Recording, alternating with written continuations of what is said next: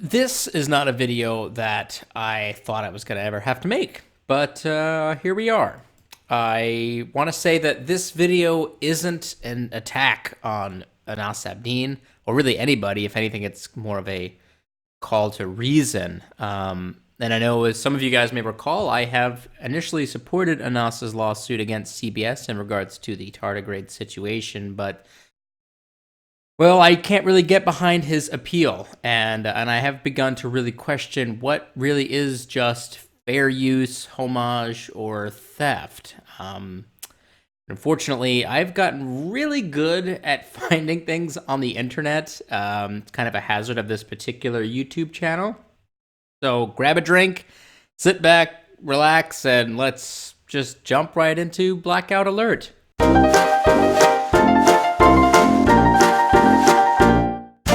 Okay, so let's do a quick lawsuit in brief. Back in 2014, indie game developer Anas Abdin kicked off a Steam greenlight project for a game called Epic, a point-and-click adventure game designed to be a large homage to earlier video gaming. With a description reading, quote, "In our understanding of time, it is the year 20,000 BC where civilizations are about to discover galactic travel through the latest technology of their time."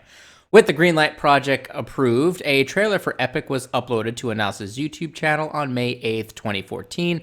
Then, on February 22nd, 2015, Anas officially changed the name of this game from Epic to, quote, Tardigrades for a reason that isn't really entirely clear. The first video to show Anas's Tardigrade being used as a transportation device within the game was titled Blue Blood Tardigrades Teaser 16, uploaded on July 12th, 2017. 10 days later, CBS uploaded the first full trailer for Star Trek Discovery Season 1 on July 22nd, 2017. The trailer for Star Trek Discovery doesn't explicitly show the tardigrade, however, it is clearly already in the finished episodes based off of the spore drive containment cell being in the background of several shots. Now, Star Trek Discovery wouldn't air until September 24th, 2017, a full 2 months after both videos were posted online, wherein Anas sees a space-traveling tardigrade being used in Discovery and asks himself a very simple question: did these guys steal my video game idea? Well, after years of legal back and forth, the New York City judge approved CBS and Netflix's request to dismiss Anas's copyright lawsuit outright on September 20th, 2019. Anas then posted on his blog saying, quote, "I respect the ruling." And that's where we were just a few weeks ago. And, well, the respect for the ruling, I guess, didn't last particularly long, as Anas and his legal team were back in court filing an appeal on October 8th, 2019. So at this point, you're probably thinking to yourself, wow, this is all the information I already know about the case. What else do you have to tell me about? What else is there really to, add to this conversation? Well, when Anas refiled his lawsuit and coordinated to kick off his GoFundMe page with Nerdrotic, he also made this blog post saying, quote, "If you have ever been a victim of IP theft or plagiarism, please let me know too. Don't be quiet. You have a voice and you must be heard." Well, I want to remind all of you before we get into the second part of this video that the group supporting Anas believe wholeheartedly that any small infraction of IP theft is wrong, no matter what. And if you do it, then you're just the lawless thug who doesn't care about other people and their hard work as an artist. And it would be a shame if Anas Abdin had done this, and you could just, prove it.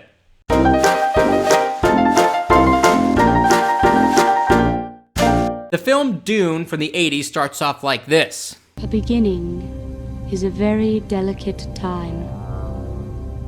Know then that it is the year 10,191. And one of Anas's gameplay videos start off like this. The beginning is a very delicate time. Know then that it is the year 20,191. That's just a homage, you say? Okay, that's fine. Another video of Anas literally has the character saying energize while standing on a transporter device. Another homage, I'm sure. You want something more beefy though, right? Okay. Well, here is a gameplay video of Anas's character arriving on a planet named Fleabit. The sand here is purple, and there's some weird greenish rocks. Here is a game from 1984 called Space Quest 3 with a planet named Fleabit with purple sand and greenish rocks. Homage? Maybe. Coincidence? No. Considering the burger joint in Space Quest 3 is called Monolith Burger, and Anas is using that as his current YouTube channel banner. Okay, one more. In this video on Anas's YouTube channel, he supposedly recreated the introduction sequence of the television show Dexter with the title Dexter Morning Routine Intro-Game, and includes the words in his description, "You can get the game for free from my website." There is no game, nor is there any additional information about it on Anas's blog. He was never authorized to create a video game about the television show Dexter by, and you really just can't make this stuff up, CBS, who owns Dexter and Showtime. Also, the piano song in this video isn't his, nor does he credit the YouTuber who originally uploaded it.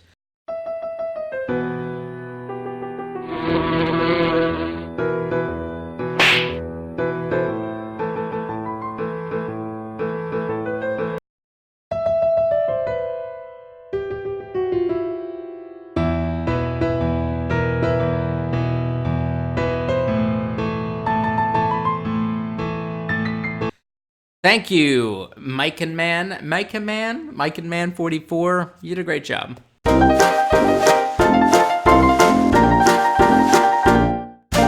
There are a few other interesting things here that I want to point out. Anas, as far as I can tell, hasn't officially released any games to date that I could find or download, but two others are listed on this website, Adventure Gamers. Also, Anas was initially using this image to try to showcase the physical resemblance of Colbert and Stamets to the gay couple in his game. However, the white dude pictured there isn't the character his version of Colbert is in a relationship with. It's this guy, who looks nothing like Stamets at all. Later on, in different blog posts, the comparison is dropped altogether and instead focused on Stamets looking like the main character, Carter. I don't know why he changed it, but I assume his lawyers probably told him to do that. Additionally, Yolanda, who is supposed to be the Michael Burnham of the game, is a black female communications officer. You mean like Uhura?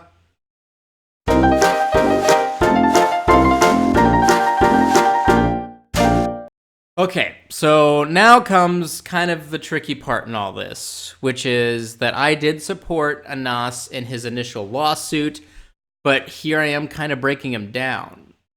Well, I still think some of these kind of similarities are rather odd between the game and the show, but ultimately it's impossible to prove. And the timeline of when his trailer and Discovery's trailer were released are too close together for it to have been stolen. Before that trailer that was published just 10 days before the Discovery Season 1 trailer was out, there was no mention of tardigrades being used as a space traveling device on his blogs or in other videos. The name tardigrade was there, but that was it. We saw like a little bit of an animation of a tardigrade kind of moving around, but nothing about enveloping or the blue mists and all that stuff being put together in one cohesive idea. So the idea that it was stolen from them, I think is, I'm sorry to say, I think that might just be a bit of a stretch. And if you've been a subscriber to this channel for a while, you know that I don't let this kind of stuff just slide when it comes to people going after Star Trek. I'm very protective over it. And this video makes me kind of sad in some ways. I have technically known Anas now for a few years, and I fully supported Anas stepping up and asking the question regarding theft. And I believe that he had his day in court, and he got his answer. But now I think that he's kind of being pressured and misled, which I believe is why he went ahead and decided to do an appeal. And by the way, this appeal means that he cannot provide any new evidence or any new witnesses. And if you read the original court ruling, you'll know that there's really no way another judge is going to go and rule differently. It's pretty open and shut based off of what was inside the court document when the case was initially dismissed. So why file the appeal? Well, money, I think, is certainly the most contributing factor. And as long as Anas doesn't get countersued or slapped with court fees by CBS, which I doubt either one of those things will happen just because of the PR nightmare it will cause, then it's really just a win-win for everybody involved. Anas gets money from the GoFundMe page, and the YouTubers supporting him get subscribers and a bunch of ad revenue from all the videos they make covering the lawsuit. It would be almost stupid of them to not pursue it further, I guess, if that makes sense, at least from their perspective. And I also want to say, other than the Dexter video with the piano song in there, everything else really, in my opinion, wasn't theft or stolen IP. However, the group supporting Anas, and by his own words on his blog, he has stolen another person's IP and is being hypocritical, at least in this instance. But their extreme definition of any type of IP violation needs to be fully investigated and probably sued over. You know, it's too much. It's not really realistic. So I put all of this back onto you to think about critically. What really is theft or homage or just stuff that people use to be creative with, and, you know, sometimes we're not the best at giving credit where credit's due. I'm curious to hear what all of you guys and gals think about this. Throw up your comments down below. Let's go ahead and get a nice, polite conversation started. Live long and prosper, my Trekkies!